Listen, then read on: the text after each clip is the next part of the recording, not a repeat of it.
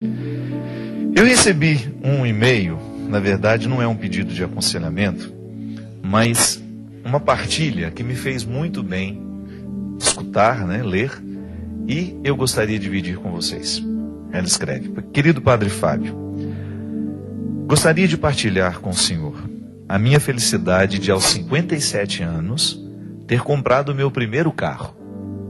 Há 23 anos, eu tirei a minha habilitação, porém, me submetendo aos demandos do meu marido, nunca dirigi, pois ele sempre colocava algum empecilho para eu não pegar o carro. E eu aceitava os argumentos dele. Meu marido faleceu, padre, há 4 anos, e desde então, através da maneira como o senhor tem falado, pregado o Evangelho, eu senti em meu coração que ainda havia tempo para mim. Comecei a ultrapassar barreiras, comecei a viajar sozinha, ver de uma outra forma o meu trabalho, que para mim era tão desgastante. E hoje eu sinto muito prazer em trabalhar, em fazer o que eu faço, porque o Senhor, com o seu trabalho, com o seu ministério, me fez vê-lo de outra maneira. Me fez ver a leveza de tudo aquilo que eu posso fazer. E há tempos atrás eu não via a hora de me aposentar, parar de trabalhar. Mas tudo isso hoje está mudado. Estou aposentada, mas continuo trabalhando para não me tornar uma pessoa ociosa, desocupada, pois sinto que ainda tenho muito vigor para dar continuidade no que faço. Mas a graça que tenho em viver e de almejar novas conquistas, como a compra deste carro, que agora conto ao Senhor, que se deu ontem, vem de encontro à sua maneira de me mostrar que, apesar dos meus 57 anos, ainda há tempo para novos sonhos, para novas realizações. Deus o abençoe, Padre. Vera Vicentini Torres. A Vera é uma pessoa que eu vejo sempre nos meus eventos, está sempre por perto, sempre que ela pode, mas eu desconhecia essa participação minha na vida dela, assim. E fico muito feliz mesmo. E eu acredito que minha gente, esse testemunho, ele é muito válido nos dias de hoje. Tem tantas pessoas que, com tão pouca idade, já estão desanimadas dos sonhos, Já perderam a apetência da vida. Como é triste identificar que às vezes nós perdemos o desejo de viver. Por quê? Porque muitas vezes nós estamos construindo um jeito de viver que não favorece coisas boas. Nós estamos todos muito assustados, inclusive tem também uma partilha aqui. A Roseli, de São Bernardo do Campo, que escreveu: Padre Fábio, eu não estou conseguindo assimilar a notícia de que esse garoto de 13 anos tenha matado os pais e os outros parentes em sua casa e depois ter cometido suicídio. O que está acontecendo com a nossa sociedade, Padre? Onde foram parar os nossos valores? As pessoas, as famílias? O que precisamos aprender com tudo isso? Será que estamos olhando os nossos filhos com olhos amorosos? Será que estamos conseguindo transmitir valores que realmente tenham significado em suas vidas? Que tipo de exemplo a sociedade vem dando para os nossos jovens? Tanta corrupção, tanta violência. Diariamente abrimos as portas das nossas casas para os noticiários que nos alimentam da dor alheia. Verdadeiras aulas de como roubar, matar, sequestrar são oferecidas gratuitamente através das novelas, dos filmes. Ensina-se tudo, menos o respeito, o amor. Em função das necessidades, pais passam a trabalhar mais do que deveriam para poder garantir um mínimo de conforto e de educação para os seus filhos. Mas com isso vem a carência, a grande lacuna que se abre entre pais e filhos. Hoje já nem conhecemos mais os amigos dos nossos filhos, não sentamos mais para ouvir suas histórias, seus medos, seus sonhos. Acreditamos que suprir as necessidades materiais vai ajudá-los a enfrentar suas dificuldades, vai ensiná-los a ser pessoas melhores. Mas nos enganamos muito, muito mesmo. Ouvi que esse garoto já tinha manifestado na escola o desejo de ser um matador de aluguel e que tinha desejo de matar os pais. E aí me pergunto, o que a escola fez? É um assunto muito delicado para ter sido desconsiderado, caso esse fato realmente tenha ocorrido. Providências deveriam ter sido tomadas no sentido de alertar os pais para um comportamento tão estranho. Era um sinal de que alguma coisa muito séria estava acontecendo com esse menino. Não sei dizer se isso é real. Mas a morte é real. a morte de 5 pessoas. É real a repercussão que essa notícia gerou e com certeza ainda vai gerar. É real a fragilidade da nossa sociedade, dos nossos jovens, é real a violência que se instala diariamente em nosso país, no mundo. E nós, o que fazemos? Assistimos indignados, chocados? É preciso que nossa tristeza e indignação seja transformada numa arma de mudança, mudança de valores, de atitudes. Precisamos estar mais atentos aos nossos filhos, aos verdadeiros exemplos que estamos sendo para eles. Precisamos olhar mais em seus olhos, aquele olhar amoroso, demorado. Precisamos sentar perto, conversar, saber ouvir e falar com os nossos jovens. Precisamos nos humanizar para que casos como esse não se repitam. Faço um alerta aqui, padre, não apenas como profissional na área de comportamento humano, mas como uma pessoa, uma cidadã. Não tenho filhos, mas faço dos meus pequenos pacientes os meus filhos. Tenho sobrinhos muito jovens na família. Perdi amigos e pessoas queridas para as drogas, para a violência, e sei a dor de ter pessoas retiradas da vida de forma brusca. Por isso falo com o coração. Vamos andar de mãos dadas com a nossa juventude. Vamos ser exemplos de amor, de respeito, vamos dar significado à vida deles, assim como eles são em nossas vidas. Vamos lutar pela vida.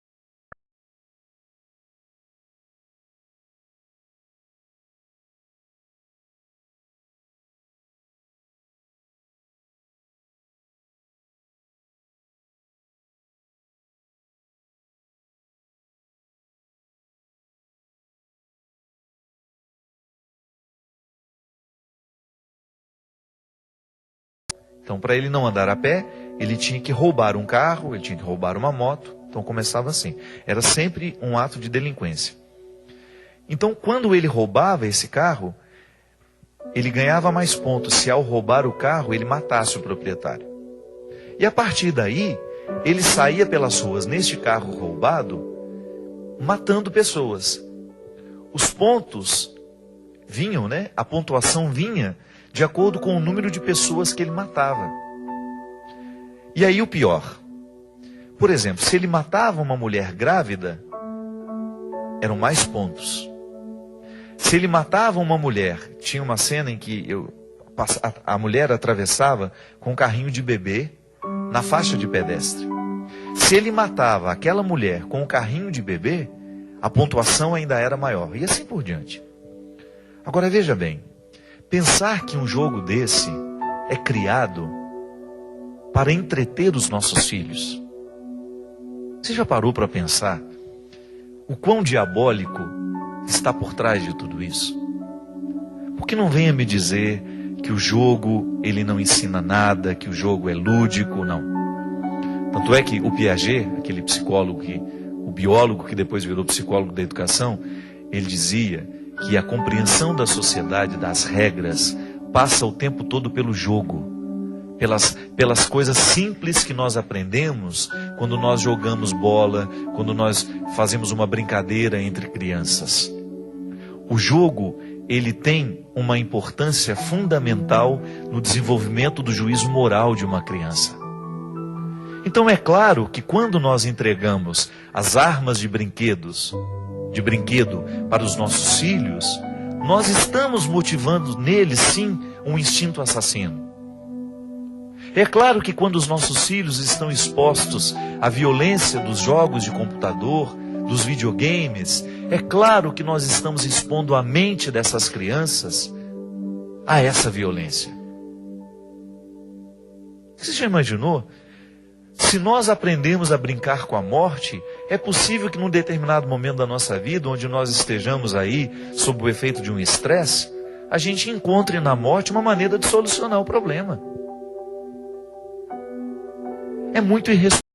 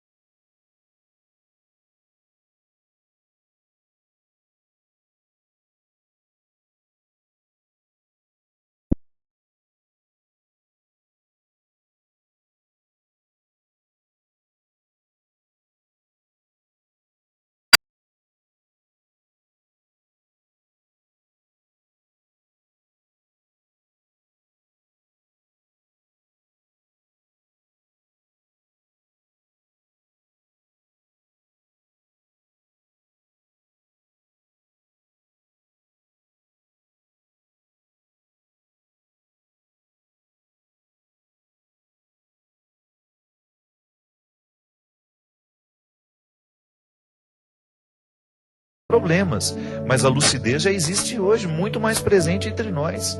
A gente já chegou à conclusão de que brinquedos violentos podem sim motivar a violência numa criança.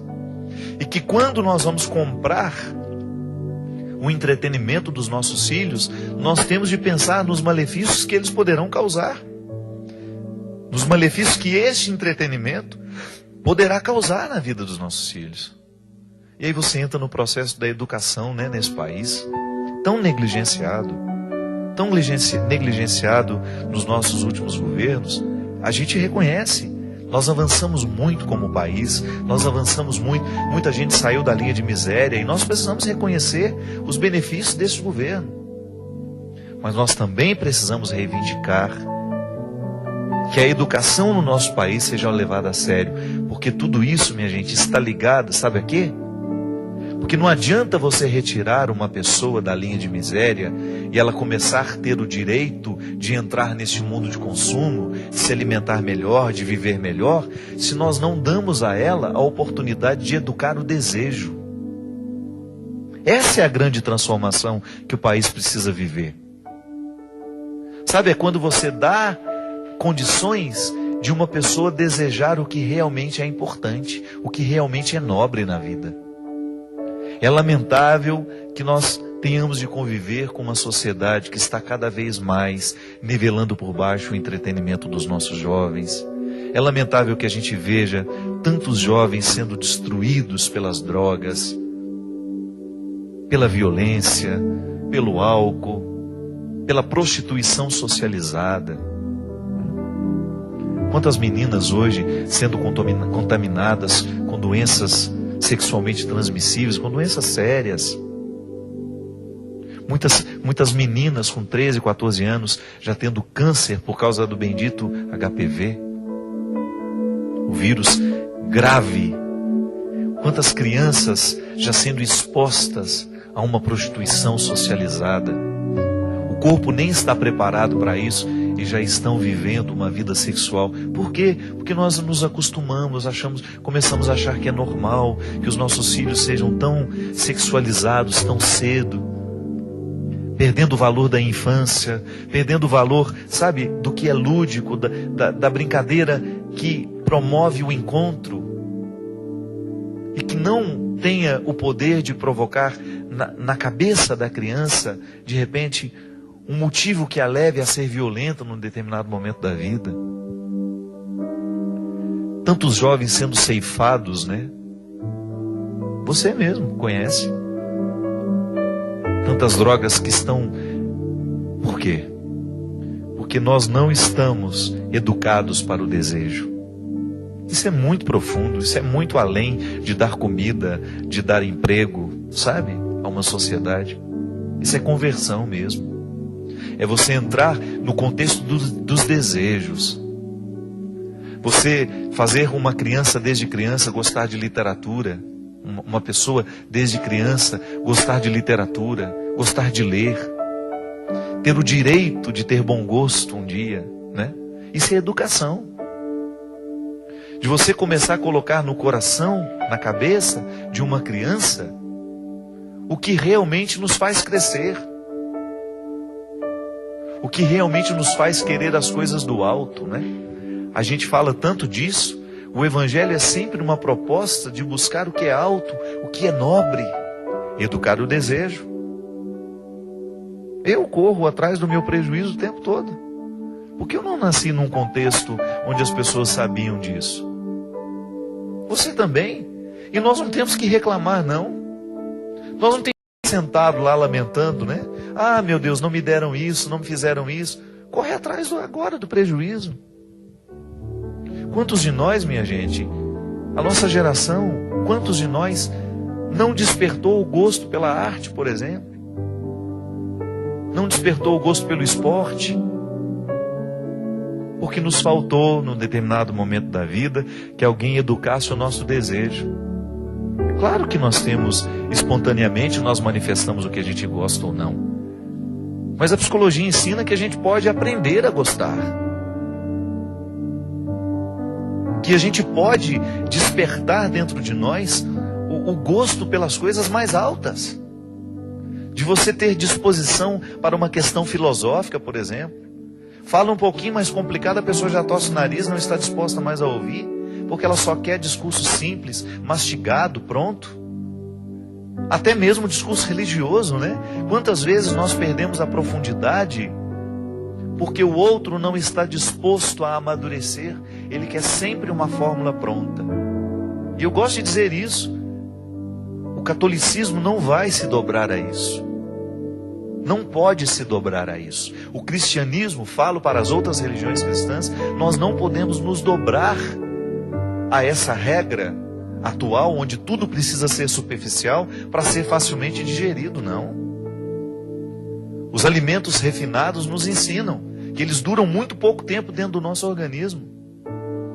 Que os alimentos integrais, eles demoram, já fizemos até uma palestra sobre isso aqui.